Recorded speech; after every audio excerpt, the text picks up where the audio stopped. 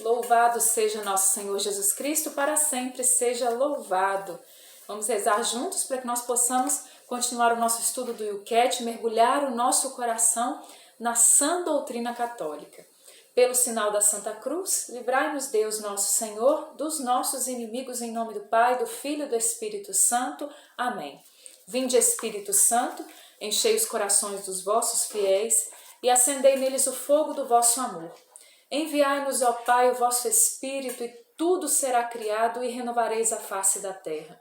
Oremos. Ó Deus, que instruíste os corações dos vossos fiéis com a luz do Espírito Santo, fazei que apreciemos retamente todas as coisas, segundo o mesmo Espírito, gozemos sempre de sua consolação.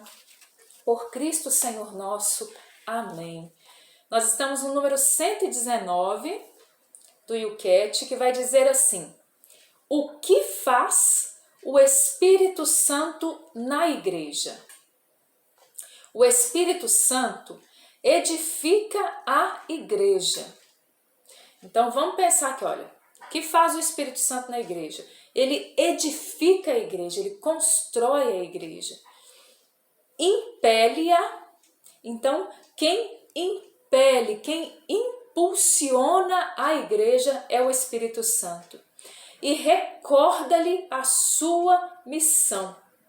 Então, o Espírito Santo, ele edifica a igreja, impele-a e recorda a sua missão. Quem está sempre recordando a igreja, a sua missão, é o Espírito Santo, né? Jesus disse que ele nos recordaria todas as coisas. Ele disse, ele vos recordará todas as coisas. O Espírito Santo, o Espírito da verdade, o Paráclito, ele recorda a igreja constantemente a sua missão. Chama homens e mulheres para o serviço dela. Então, o Espírito Santo está constantemente chamando homens e mulheres para o serviço da igreja, concedendo-lhes os dons necessários. Então, não somente chamando, mas capacitando, dando-lhes os dons necessários para que eles sirvam a igreja, para que nós sirvamos a igreja. O Senhor nos dá os dons necessários. Introduz-nos cada vez mais profundamente na comunhão com o Deus Trino. Então, quem é que nos leva à profunda comunhão com Deus? É o Espírito Santo. O Espírito Santo nos leva ao seio da Santíssima Trindade, não é? Vai dizer então, mesmo quando a igreja, na sua longa história, pareceu ter sido abandonada por todos os bons espíritos, o Espírito Santo, apesar de todos os erros e deficiências, permaneceu ativo nela. Então, o que essa frase quer dizer? Que nem nos piores momentos da igreja, nem nos momentos mais difíceis da igreja, nem nos momentos onde a igreja presenciou, onde os filhos da igreja pecaram e pecaram gravemente, nem nesses momentos terríveis o Espírito Santo abandonou a igreja. E como é que eu sei disso? Nós sabemos disso, por exemplo, em tempos terríveis, em tempos dificílimos na vida da igreja, o Espírito Santo sempre suscitou os santos. Pessoas que largaram tudo, pessoas que deram a vida, pessoas que se consumiram pelo Evangelho, pessoas que se consumiram pela caridade, pessoas que se consumiram pela verdade. Em 2000 anos de história da igreja, foi isso que a gente presenciou, é isso que nós temos então de verdade, porque o Espírito Santo não abandonou e nunca abandonará a igreja. Por isso que Jesus disse, as portas do inferno não prevalecerão contra ela. Por quê? Porque Jesus permanece com a igreja, porque o Espírito Santo permanece com a igreja, porque o Pai permanece com a igreja. Os seus parcos 2000 anos de existência, com os muitos santos de todas as épocas e culturas, são um testemunho visível da sua presença. É o Espírito Santo que mantém a igreja como um todo, na verdade. Então é o Espírito Santo que mantém a igreja como um todo, na verdade. Quem mantém a igreja na verdade? São os homens? Não. São as pessoas? Não. São as pessoas das gerações. Quem mantém a igreja na verdade é o Espírito Santo. Por isso, gente, é infalível. A igreja não vai sair da verdade, porque quem mantém a igreja na verdade é o Espírito Santo, né? E se você for estudar, se nós formos parar, nós estamos aqui estudando o Eucat, a gente for parar para estudar mesmo a história da igreja, for parar para estudar os documentos da igreja, os concílios da igreja, nós vamos ver isso claramente. Como em tempos dificílimos o Espírito Santo veio e assistiu à igreja, inspirando-lhe coisas que olhos não viram, ouvidos não ouviram e o coração humano jamais imaginou, inspirando coisas do céu, inspirando coisas sobrenaturais, dando a graça de perseverar na verdade, não é? E continua dizendo então,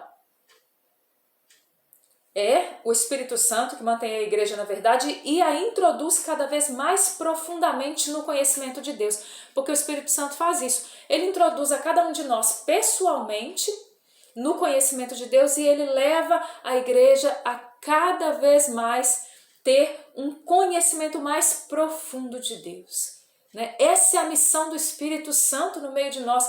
Essa é uma das mais maravilhosas missões do Espírito Santo, nos conduzir ao conhecimento de Deus, ao conhecimento da verdade. É o Espírito Santo que age nos sacramentos e faz com que a Sagrada Escritura se torne viva para nós. Gente, os sacramentos eles são eficazes, né? O sacramento do batismo, o sacramento da crisma, né? O sacramento da Eucaristia, o sacramento da confissão, da reconciliação, da ordem, do matrimônio, todos os sacramentos, eles são eficazes. Se nós nos dispomos e temos um coração aberto para deixar aquilo que Deus pode fazer na nossa vida através dos sacramentos, não tem outro caminho para nós senão nos tornarmos santos.